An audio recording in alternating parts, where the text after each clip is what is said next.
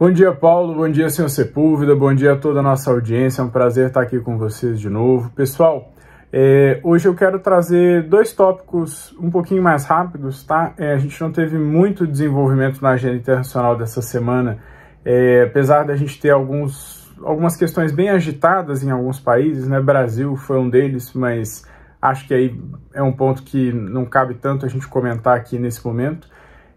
Mas da parte da análise internacional, né, a gente teve algumas atualizações da guerra da Ucrânia que eu quero refletir um pouquinho com vocês, e a principal delas é a questão do Mar Negro, tá?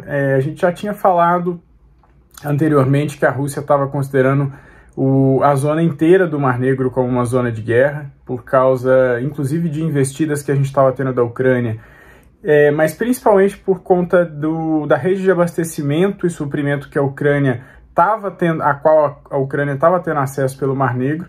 Então, desde então, a Rússia começou a considerar praticamente todo navio no Mar Negro como um alvo militar, principalmente aqueles que se aproximam das regiões portuárias da Ucrânia e aqueles que a Rússia acredita que sejam navios carregando suprimentos de guerra para a Ucrânia, que estavam chegando em outros portos de outros países. Bom, essa situação trouxe um problema maior por conta da questão de transporte de grãos, transporte de commodities energéticas e agrícolas como um todo, né? E a gente já discutiu isso, só que agora, principalmente pensando em explorar um pouco mais esse ponto fraco da Rússia e tentar destravar mais a capacidade internacional da Ucrânia, o governo da Ucrânia agora está investindo pesado em ataques na região do Mar Negro, principalmente contra infraestrutura da Rússia. Não só infraestrutura portuária, mas infraestrutura de energia, gasodutos, oleodutos, que são um ponto vital para a sobrevivência. Vital para a sobrevivência ficou estranho, mas são um ponto vital para a Rússia conseguir manter as suas frentes, não só de receita, mas principalmente de abastecimento também em diversos pontos, né? A gente tem oleodutos e gasodutos que abastecem também a Rússia, que passam por aquelas regiões, então é um cenário muito complicado. E ali o governo da Ucrânia entendeu que seria o calcanhar de Aquiles da Rússia. Por quê? Porque a Rússia é um país que ele tem poucas saídas úteis para o mar, né? A gente tem a saída do norte, que grande parte fica congelada ou fica muito difícil de ter navegação durante um período muito grande do tempo. A gente tem a mesma questão na região do Pacífico, e é uma região que é muito disputada pelos Estados Unidos e pela China e pela Rússia, então a gente tem um constrangimento maior da Rússia na frota do Pacífico. E com isso, o foco russo, principalmente ali no início dos anos 2000, foi atacar a região do Mar Negro, né? Atacar de forma estratégica, né, a região do Mar Negro, para que eles pudessem desenvolver a marinha russa de uma forma muito mais eficiente, para que eles pudessem ter um controle significativo do Mar Negro também, para garantir não só o acesso da Rússia ao mar, mas garantir também essa capacidade de comércio, essa capacidade de recebimento e envio de mercadorias, de armamentos e todos os tipos de produtos, né? E isso foi um ponto que levou muito a Rússia a ingressar na Crimeia, né? Foi um dos principais motivos estratégicos para a Rússia fazer a anexação da Crimeia. E agora a Ucrânia, tentando retomar parte do território, ela tem mirado em toda essa infraestrutura e também na frota russa em si, né? Nos navios russos em si, justamente porque eles sabem que você não consegue contornar essa dificuldade que a Rússia tem no Mar Negro. Então, toda a infraestrutura, todos os navios, todas as bases militares que a Rússia tem no Mar Negro, se elas forem afetadas pela guerra da Ucrânia, você não vai conseguir substituí-las de uma forma rápida, você não vai conseguir, por exemplo, trazer navios de outras instalações da Rússia em tempo hábil, ou então até em níveis relevantes, né, em volumes relevantes, pelo Mar Negro, porque ele teria que dar a volta inteira na Europa, ou então teria que redirecionar de outras operações que a Rússia tem no mundo, e com isso eles estão minando significativamente a capacidade de projeção militar da Rússia. E isso é um ponto muito positivo para o Ocidente também, porque é uma forma que você tem de ir diminuindo o poder internacional da Rússia sem ter uma guerra direta com o Ocidente. Ele está tendo uma guerra com a Ucrânia, né? Seria quase que uma proxy war ali, que é o termo que a gente utiliza, que a gente viu muito na Guerra Fria, mas isso está deteriorando significativamente a capacidade militar da Rússia. E a gente falou já, né, em outras semanas, que a China estava fazendo uma linha de suprimentos militares e estratégicos clandestino, obviamente, né, mas muito importante para a sustentação da Rússia na guerra da Ucrânia. Só que a China agora está enfrentando problemas mais graves, né, não só do ponto de vista político, mas do ponto de vista econômico. A China está com um índice de queda de preços alarmante, né, eles estão enfrentando ali um cenário de deflação em meio a uma economia muito desaquecida, e isso traz um problema para a cadeia internacional de produção muito grande. O PIB da China ele não está conseguindo mais crescer naquele passo que o governo chinês vinha anunciando como objetivo até 2030, 2040.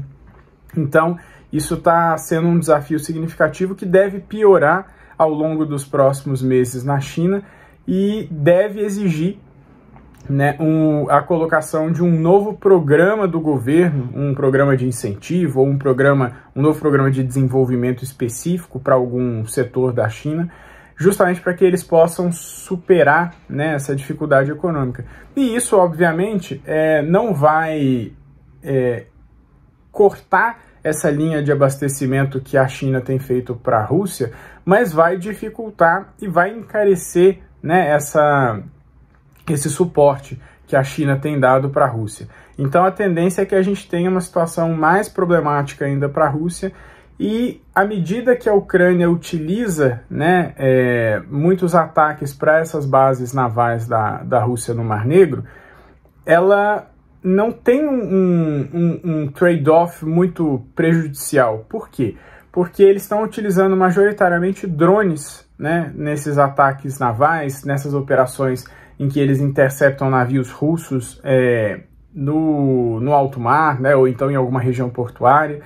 E esses drones, apesar, né, de serem caros, terem um desenvolvimento tecnológico cada vez mais sofisticado e tudo, quando a gente vai comparar com o custo, né, de um navio de guerra, por exemplo, ele é quase que irrisório, né? Então a gente tem toda essa vantagem para a Ucrânia, apesar deles estarem perdendo muitos drones. A Rússia tem abatido aí algumas dezenas de drones por dia. Tem dia que eles chegam a bater quase que uma centena de drones / equipamentos, né, que a Ucrânia utiliza em campo.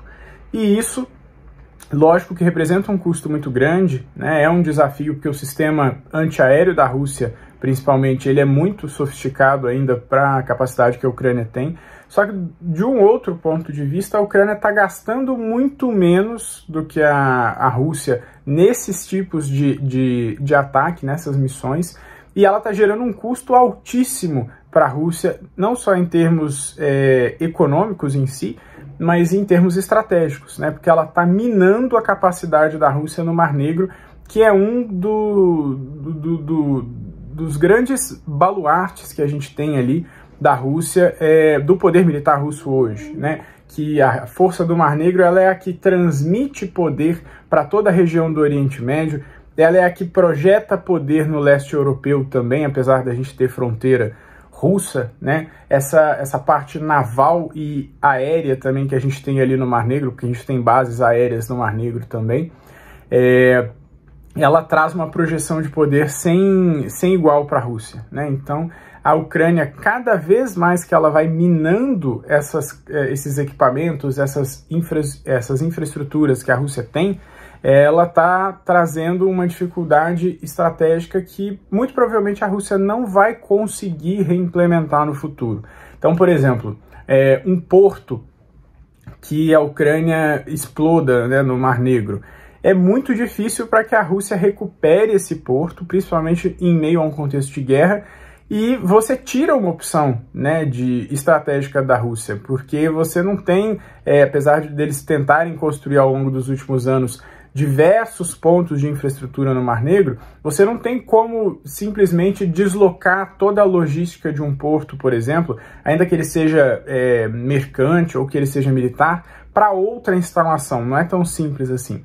E você não consegue criar também alternativas rápidas para suplantar essa necessidade. Então é um ponto que tende a pegar cada vez mais a Rússia, e isso pode trazer uma consequência interna muito grave também, porque o Putin, ele depende muito dessa projeção de poder, e ele depende principalmente dos ganhos que ele obteve nos últimos anos à frente da Rússia. Então ele obteve o ganho na Crimeia, ele obteve ganhos diversos de instalação de infraestrutura no Mar Negro. Se tudo isso começa a ruir agora, porque a Rússia não tem capacidade de defender essa infraestrutura, a capacidade que o Putin tem de mandar dentro do cenário político russo também é muito comprometida, principalmente porque ele depende de muitas oligarquias, ele depende de muitas figuras vindas do setor de petróleo, ele depende de muitas figuras vindas do próprio manejo de infraestrutura dentro da Rússia, de setor de construção que depende também dessa distribuição da Rússia no Mar Negro. Então é um ponto muito problemático, e problemático com aliados também, porque a Rússia controla instalações de infraestrutura de gasodutos e oleodutos ali principalmente, que escoam produção dos parceiros no Oriente Médio. Não só para a Rússia, mas para outras regiões também, para a Europa, por exemplo, oleodutos que são controlados pela Rússia, né, por empresas russas.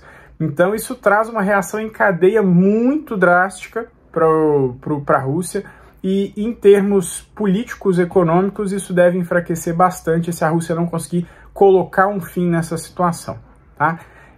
Bom, sobre essa questão da Ucrânia era isso que eu queria falar com vocês, pessoal.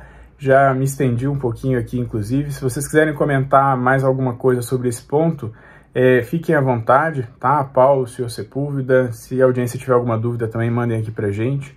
E o último ponto que eu queria comentar com vocês é mais uma sinalização mesmo, não necessariamente uma reflexão, mas a gente teve essa última semana um alvoroço na parte internacional, principalmente dos grupos ambientalistas das Nações Unidas, dizendo que nós tivemos o julho mais quente da história. Eles só esquecem de dizer que é a partir de uma determinada data de contagem, né, que começou a ser feita. Então não é na história da Terra em si. Mas enfim, além desse ponto, a gente tem tido uma série de queimadas florestais ao redor do mundo, na Europa, principalmente com Portugal e algumas regiões da Grécia. A gente tem tido no Canadá, como eu já falei com vocês aí há algumas semanas, uma onda muito grande de queimadas florestais que cobriram até a costa leste dos Estados Unidos com fumaça. Agora, recentemente, a gente teve também uma situação muito delicada no Havaí, que causou a morte, inclusive, de várias pessoas por causa de queimadas florestais, incêndios que saíram do controle ali na região. Então a gente está vendo esses movimentos no hemisfério norte agora, muito em função do contexto de calor extremo mesmo. Só que são coisas naturais. Aí a gente tem o movimento ambientalista falando que tudo isso são reflexos do que o homem vem causando, né? Então eles tentam trazer um pouco mais para o centro novamente aquela pauta ambientalista que acabou ficando um pouco esquecida por conta do cenário econômico que a gente teve aí nos últimos meses, por conta da guerra da Ucrânia, por conta de índice de inflação que estava preocupando muito o mundo. Essa pauta ambientalista ela acabou ficando um pouco de lado. Vocês viram até que detiveram várias vezes a Greta Thunberg, né, que não tinham feito isso no passado, mas parece que em certo ponto essa retórica ambientalista ela tem cansado um pouco, porque a gente tem visto coisas mais importantes de forma mais imediata no cenário internacional. Mas a gente sabe que faz parte da Agenda 2030 de todo jeito, né? E que é um ponto fundamental para que as principais instituições internacionais consigam desenvolver políticas direcionadas para estratégias globais mais acirradas, para que a gente tenha, né, protocolos internacionais mais drásticos. Então a gente deve continuar vendo muito disso mais para frente, mas a gente deve ver mais quando começar a arrefecer um pouco essas questões mais latentes, mais importantes que a gente está vendo hoje, tá? Bom, era isso que eu queria trazer para vocês, pessoal. Desejo uma excelente continuidade de programa. Qualquer coisa, me sinalizem aqui, estou sempre à disposição de todos, tá? E até semana que vem, um excelente fim de semana para todos. Tchau, tchau.